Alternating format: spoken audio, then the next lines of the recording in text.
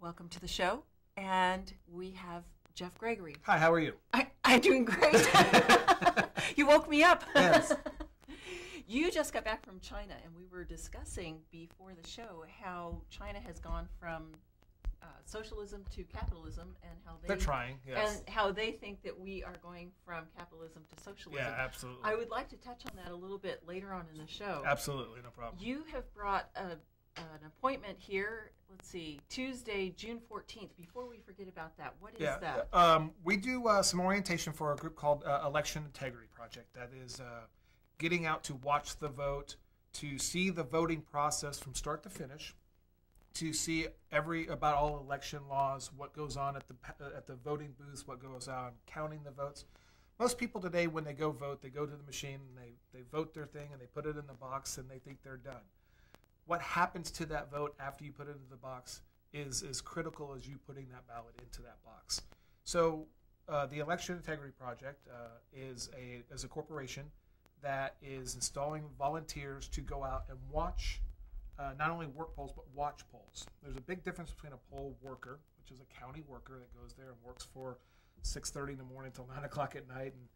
And I did that last year, and man, what a long day. But the poll watcher is the fly on the wall. It shows, they take notes, they see what goes on. They want to make sure that the election law and the election code as written in the state of California is followed. So they kind of are the watchdog over the people who are counting the ballots? They're the watchdog of the people who are casting the ballots, who are working the polls. Okay. So you have a polling place, and if some things that have come up is somebody delivering 8 or 10 absentee ballots without properly signing them. That's against the law. It's against the election code. They have to properly countersign. They can only bring in the ballots that are in their immediate family, in their immediate household. So if you have a kid away in school and they want to absentee and they send it to you, you can bring that in legally, but you have to sign for that as you bring it in. Right. So you can't say I'm going down the neighborhood and taking in 8 or 10 of my neighbors' ballots and drop them all at the same time. You can't do that. And it's codes like that you have a lot of these workers who've worked 5, 10, 15 years doing the same thing, and not that they've ever blatantly disobeyed the law, just that they may not know about the law. So our group is going out to reinforce the election code that's on the books to make sure that every vote that is cast is a fair and legal vote for all the elections. Well, it's interesting. I think they had some issues, where was it, down in Florida? And Stockton, just Fresno, 4 years ago. Fresno 2 years ago, or 4 years ago as well. So I know this is kind of maybe a silly question, but why is it important? I mean, most people, I think they fill out their ballot and stick it in the box and they're done. Right. Why the counter and the watcher for the counter, and how important is that? How important is one vote? Well, it's very important, and part of the reasons why the Election Integrity Project has started up, it started back in 2010, and it started kind of gaining momentum in 2010 to get the foundation together to go out and watch the vote. There was a race in Contra Costa County, a local measure, kind of like our Measure T out here for the library, and after everything was counted, it won by 4 votes. And they went into a mandatory recount, and they were looking at the signatures for the absentee ballots, and they were clearly wrong. But they had been counted for against whatever it was. Now, I don't know where on the line this measure came down, whether it was good or bad, and that's the immaterial of the point. The point was votes got cast and counted that shouldn't have been allowed. No signatures, people who were not on the register, double voting, people who, as I say, their signatures didn't match. It came through on a lawsuit and a recount, and it ended up that measure lost by 1 vote after everything was taken care of. And that's how 1 vote can make a difference. So we want to make sure that everything is counted legally, everything is cast legally. For every illegal vote that's cast, it negates a legal vote. Well, you have oh, yeah. What is this, a meeting? So we're going to be doing an workshop? orientation. Okay. An orientation. We do some orientations and some trainings. and we have to go through our orientation to go to the training.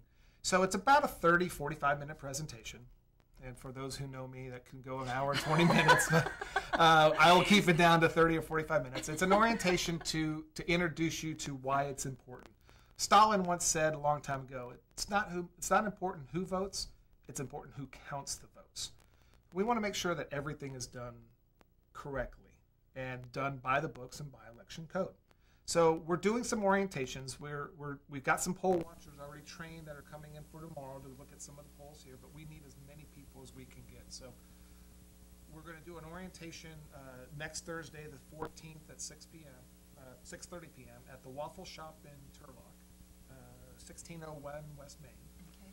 And we will be doing some additional orientations throughout the summer to get people involved. And then we'll start our training right around mid-September, and we'll probably do that on a weekly basis to do trainings. There are 194 polling places in Stanislaus County, so you can kind of guess how many people that we're going to need in order to watch polls. We'd like to have 2 people at every poll. They start counting ballots at the county for the mail-in ballots 15 days before the election, so all the absentee ballots have come in. They secretly have counted those, and they don't release those until after the polls have closed. And that's where you start getting some of your early numbers and stuff like that. But they don't certify that until 30 days after the election. And that's where people look at the absentee ballots. They compare them to what's the voter registration, and they decide yes or no. So it's not really a multi-hour process on election day. It's like a multi-day process. It's exactly right. You are going to have to go to and we're not asking our volunteers to spend from 6:30 to 9 o'clock. If you can, we love you. If you can give me 2 hours, we love you. But we'd like to be able to see the process not only at the polls, but we also have a liaison that will be counting the absentee ballots and observing that counting and how they count those ballots and verifying signatures and stuff like that. So that's what EIP is about. ElectionIntegrityProject.com. Check it out. If you want to come down and be part of the organization, we'd love to have you. It's an all-volunteer organization, and we're looking for volunteers to help us out. Did you start this organization? No. I did not start this organization. It was started by Linda Ruiz. I know I screwed her name up. Down in Orange County, actually, down in Valencia, and it's kind of a take on the True the Vote group that's in Houston, Texas. That's multi-state. State laws prohibit some things that happen with them, so we had to start our own group there. So they started the group back in 2010, and they have been going county by county. There's representatives now there's groups in, I want to say 24 counties in California, and we'd like to get that to double that by November. So. Does it cost anything Nope. to? Okay. Well, No cost. Quick question. Sorry, no cost. Is all volunteer. As I say, we are a corporation, but it's a volunteer organization. So we volunteer our time. We volunteer our Saturdays to do trainings and orientations. We have guys doing data. There's 4 classifications that we always look for our group for volunteers. One is data. Going through the data to verify that people are registered, that the address that they have is a legal address, that they don't register businesses or a shopping mall or stuff like that. You can be registered being under 9th Street Bridge. You can be registered there. The homeless are obviously eligible to vote. Halfway houses, nursing homes, all that stuff you can vote.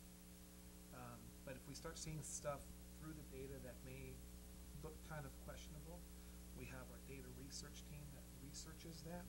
They'll take a portion of the data and go through different records to verify that the people that are listed on the polls and the voter rolls are eligible to vote. Then we have the verification team, which goes out and verifies that, yes, the information that's on that sheet is correct and it's documentable proof to say, yes, it's good or no, it's not good. And then we have our election day volunteers, and that's basically watching polls, watching the setup. You can legally go in as a watcher and watch them set up the booths before they're open. You can be there after 8 o'clock and watch them close down. You you have that right as a citizen of California and as a voter to watch the entire process. You can't interfere with the process. You can't help them out, but you can take notes. You can see what's going on, and we're looking for anything that happens out of the ordinary.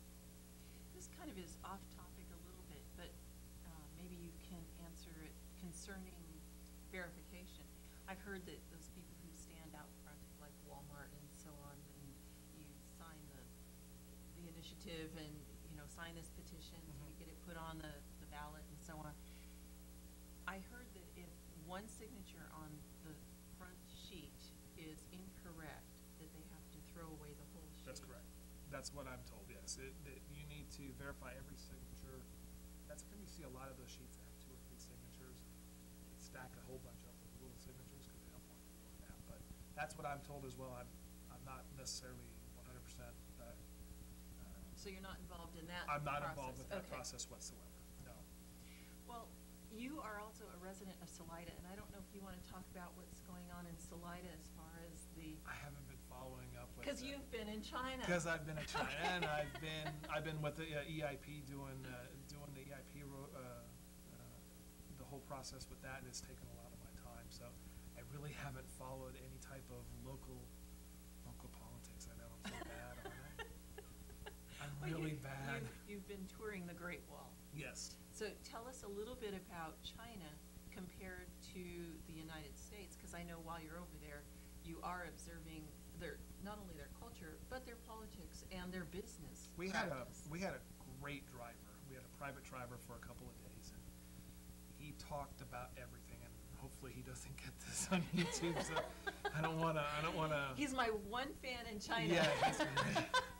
Yeah, he told us a lot about the politics, how the way that the media has portrayed in China that America has turned to a communist country, that China has turned into a capitalist country, as they see it. The yuan, their currency, is stronger in the world market than it has ever been, and there are some signs that that's true. Everywhere you go to an attraction, a tourist attraction, at the Great Wall, you get off the Great Wall and you walk through a mile full of vendors, you know. One of my greatest memories is having people yell at my wife, "Hey lady, hey lady, hey lady, hey lady." Everybody speaks English. I could say the Henny Youngman thing, but that's Yeah. okay. Everybody speaks English? A Wow. lot of people do. They realize that in order to get worldwide business, they need to speak English. So 5 and 6 years old, they start kids speaking English. Do they speak other languages too, or is it like Chinese and Mostly English? Chinese, Uh-huh. Mandarin, English, a little bit of French, but not much. But a lot of English. We had a lot of people converse with us in English, and we did some translations in Mandarin. That I'm allergic to mushrooms, so I had my little, and they go, "Oh, you're allergic to mushrooms." I'm like, I didn't even need to bring it, did I? Yeah. But they try to do a lot because they realize more in Shanghai than in Beijing. But they realize in order to do a lot of business, worldwide business, you need to speak English, which really kind of shocked me a little bit. People were so nice, though. I find it interesting that most of the countries that I have been to, they speak English, and yet here in the United States, we have one, sometimes 2 languages, very rarely a third. And it seems to me that the other countries in the world embrace other languages much easier than we do. As I say, they start teaching English at 6. All the little kids that we saw on the street, hello, goodbye. You know, it was nice to see that. But you have students coming up wanting to, and some of them are scams and some of them aren't. But they want to practice their English with you. And our tour guide was kind of nice because we were teaching her a couple of words that she had not heard. You know, pilot is one. You know, she's always trying to. It's hard for her to pronounce the I like that. She's like, I make an ugly face when I do it, type of deal. But she was. The more that we talked, the more words that she was able to pick up, which helps her in her next tour. And she's been doing it for 12 years. And it's interesting that they all adopt an American name. Her name was Helena. Her her actual name was Shufeng. But we called her Helena because it's easier for us to pronounce Helena than it is for us to try to pronounce Shufeng, although we called her Shufeng all the time. Our driver's name, my private driver's name was Joe. Yeah, I want to get back to Joe. Joe Service, yeah. Yeah. That was his name. That was his American name. And he did a wonderful job. So tell me what Joe said about the Chinese politics compared to the American politics from his perspective.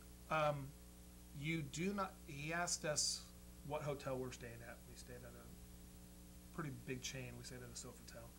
And he's all like, if you're staying in hotels, you're going to get the BBCs, the CNNs, the English-speaking News Asia, where at home they get 9 TV channels, and it's all the CCTV channel 1, 2 through 9, which is the Chinese television. So they get all filtered. I can't think of the guy's name. The guy that came to America, the blind teacher or the student, he went to the embassy in China, and the State Department brought him over here, and he's like a total critic against China. It happened when we were gone. I'm like, great, they're gonna have this big thing, but no mention of this guy whatsoever. On the 9 channels that on the Joe 9 gets? channels, yeah. You saw it all on CNN and the BBC, but nothing in China. So they filter, is it local TV that Joe gets, or is it It's just? all Beijing. Well, it's local China. Uh-huh. They don't have Facebook over there. They've shut off Facebook. Do they They've have the shut off internet? They must YouTube. have the They internet. have the internet, but you can't log on to Facebook there. You can't log on to YouTube there. So it's very it is very filtered. It is definitely it's state-run television. You get to hear what they want you to hear. Do you find that the cab driver, is it cab driver or private driver? Both. Okay, Joe, did you find that he had a different opinion from what he was being filtered? Yes, and he got that a lot from his guests like me, people who have hired him out. So he gets he asked us questions about our politics, our way of life. Do we speak different languages? What kind of work we did.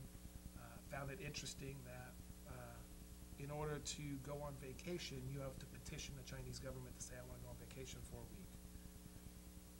In Beijing, you can't drive your car on Thursday if your license plate ends in 1 or 6. Why? Because they have a smog control and they're trying to keep the 1.3 okay. billion cars off the road. There are 6 rings, we call them turnpikes or whatever, and within the first 2 rings, there's no residents. It's all for guest hotels, government work, and you cannot drive your car past the 5th ring on certain days to try to control the smog in China, in Beijing. The smog is horrible, but it is what it is. They try to force a lot of public transportation. We took the subway, and they said your busy times in the subway are between 6 and 9. And we were on the subway at 9:45, and it felt like it was 6 a.m. because it was just packed. But subway system's very clean. Beijing's very clean. It's a very safe city, which you would think that a big city of 21 million people wouldn't be. But it's incredibly safe. If you get caught doing a crime, robbery, murder, whatever, you are listed as a dirty family. And what that means is you cannot have a job in the government. You can't have a job as a police, fire. You can't have a job in the schools. You're limited on what you can do. Military, government. The whole family? The whole family. Not only you as parents, but also your kids. So if I were to commit a crime, my kids would not be able to do any of those things too. In order for the kids to clear their name when they get to 18, they have to actually divorce their parents. Wow. Which is to clear their name. So they take it very seriously. You said that it was a very safe city, even though there's 21 million people there. Did you see a lot of law enforcement? Yes. There's cameras everywhere. You walk down a block and you see 5 or 6 different cameras there. The police park on the side of the road and they have 6 different cameras. Every time you drive across like a walking bridge that goes over the road, there's cameras on every lane taking your picture. I was photographed more than I've ever been photographed in my life in Beijing. But you and won't China see it on altogether. Facebook. I won't see it on Facebook every day. Or YouTube, so I can't say that. So, back to the law enforcement, taking the pictures and you actually saw them out physically, Yeah. the law enforcement.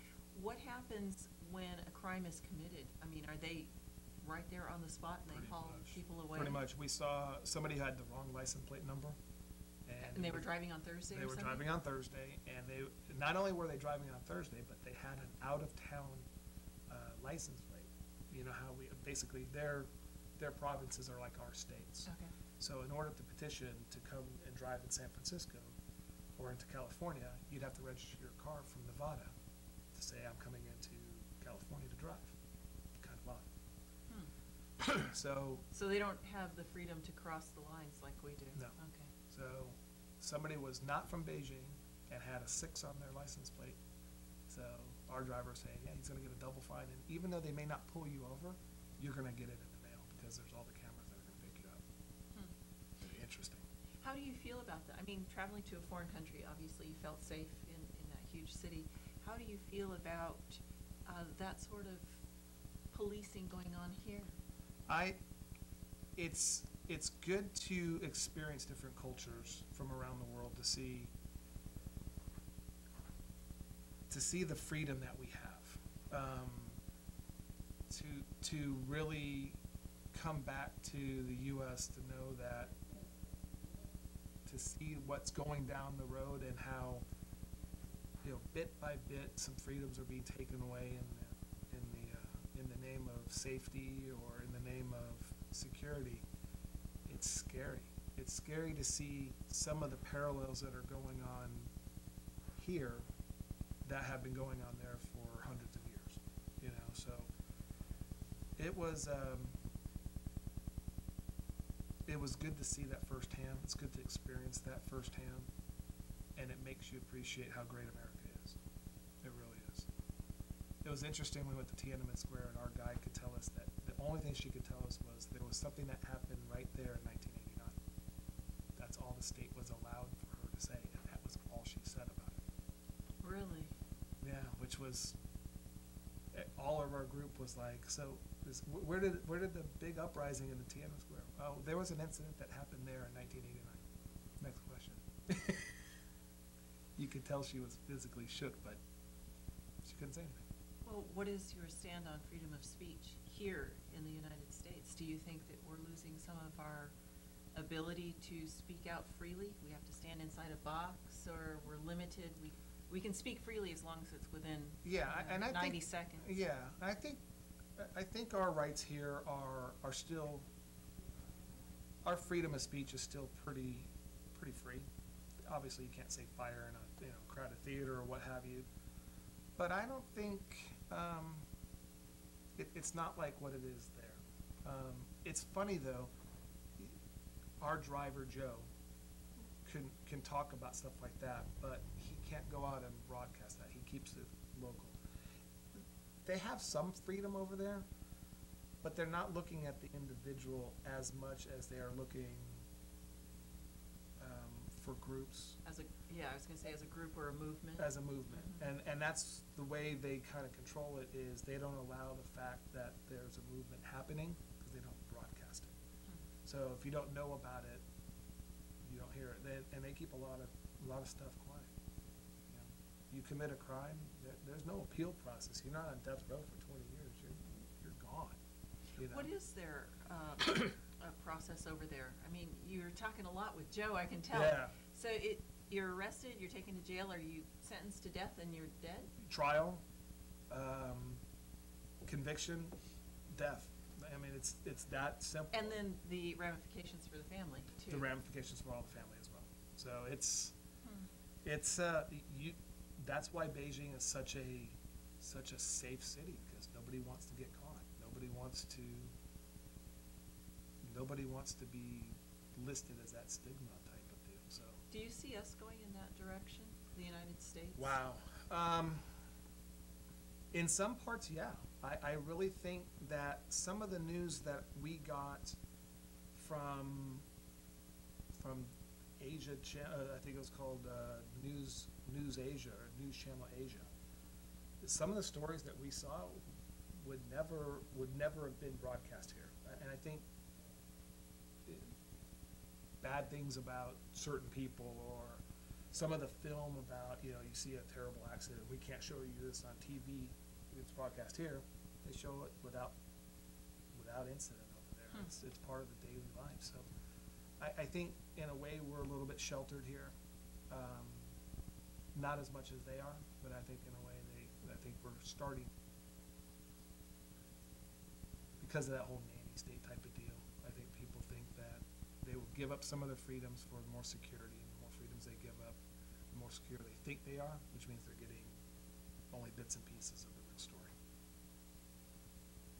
Do you think we're safe? To a point, yeah. I think we have the greatest military in the world. I think we allow our people to expand. I think technology-wise, I think we're 25, 30 years ahead of them.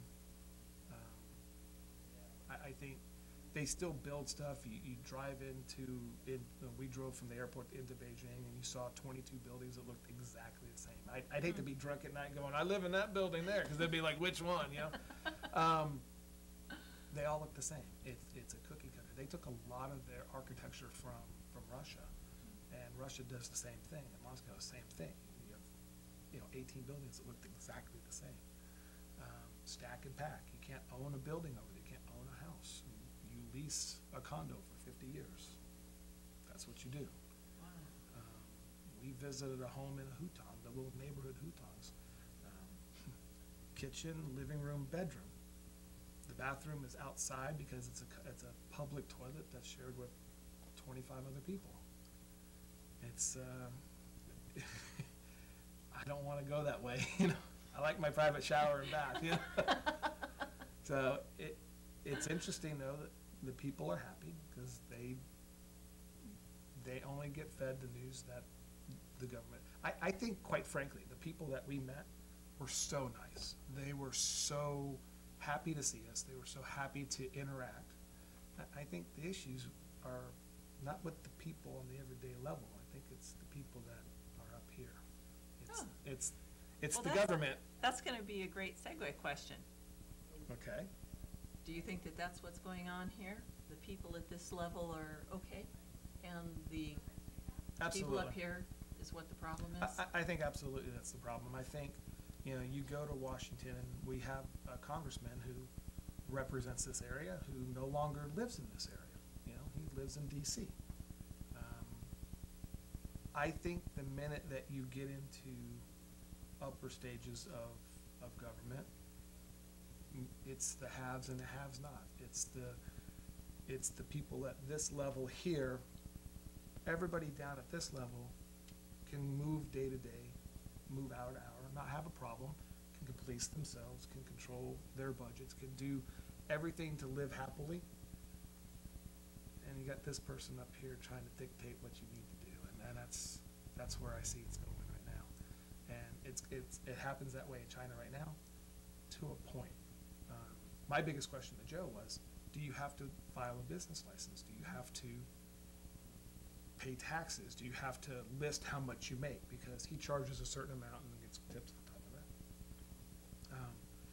He does. He has to register his car and his business, but he doesn't make as much as a lot of people think he does, which is good. So he gets to keep most of his money, but he pays his taxes just like everybody else does. There's a certain portion of his income that goes to the government to run that. They don't make that much. He joked saying that we pay our workers. Apple pays workers over there $1.50 an hour to make the iPad, and then they move it back here, and they turn around and they import it back to China, and they have to pay 500 RMB for it, and people just can't afford that over there. Can't afford it here, So, everybody had cell phones.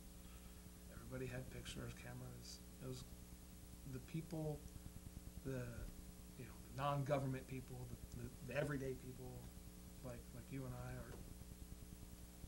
they're as happy as can be. They love their life. Well, it's interesting. That was one of the questions that I was going to ask you, which is the pursuit of happiness. Sometimes here in America, I think we really put a premium on that small quote pursuit of happiness. And honestly, maybe over the last 2 or 3 decades, maybe even 4 decades, we have put that above everything else. And if we're not happy, we're out of here. Or we're not happy, we're not going to tolerate this. Well, sometimes we can't be happy all the time. Right. And I was going to ask you about the happiness versus the government over there in China and the happiness versus the government here in America. Do you see a difference? You said that people seemed happy. People seem happy. I think because they're so restricted. I mean, again, we've got 600 channels on our TV, and we can see everything around the world, and we can dial up a YouTube or a Facebook or Google Earth and see this stuff. These people are guarded. They can see 9 TV channels and decide what they want to get broadcast to. A lot of them don't realize some of the things that are happening outside the barriers of China and Hong Kong and such. It's funny that a lot of people who decide to move out of the country and come over to America, they make the money and then they come back. They're deemed as being successful, they bring back the Chinese culture, they bring back the money to fund that stuff, and they're happy. And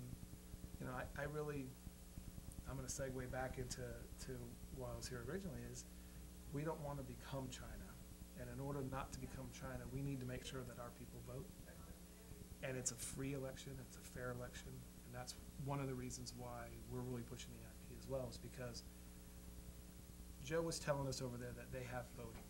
You can vote for your candidate.